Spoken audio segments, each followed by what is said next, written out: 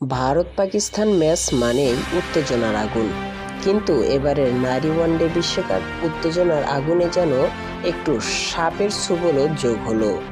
কলম্বোর গোম্বাদাসা স্টেডিয়ামে ভারতীয় নারী ক্রিকেট দলের অনুশীলন চলাকালীন হঠাৎ মাঠে ঢুকে পড়ে এক সাপ। শ্রীলঙ্কায় একে বলা হয় গারান্দিয়া। এটি আসলে ইঁদুর খেকো নিরীহ এক প্রজাতির সাপ, ভয়ঙ্কর নয়, কিন্তু দৃশ্যটা ছিল সত্যিই অদ্ভুত। ভারতের খেলোয়াড়রা কেউ হাসছেন, কেউ মোবাইলে ভিডিও করছেন। মাঠ যেন মুহূর্তের মধ্যেই তৈরি হয় এক নতুন দৃশ্যে। স্টাফ আর সাংবাদিক কর্মীরা মজা নিচ্ছিলেন সেই মুহূর্তে।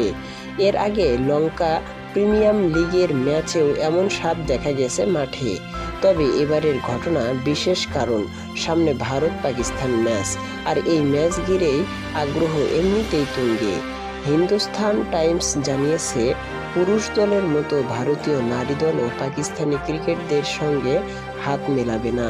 তাহলে কি মাঠের ভিতরেই তৈরি হবে শীতলতা, আর মাঠের বাইরে জ্বলবে উত্তেজনার আগুন?